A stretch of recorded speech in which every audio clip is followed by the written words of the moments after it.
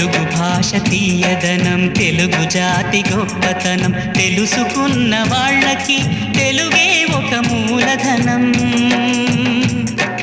తల్లి తండ్రి నేర్పినట్టి మాతృభాషరా, తెలుగు మరచిపోతే వాళ్ళని నువ్వు మరచినట్టురా, ఇది మరువబోకురా.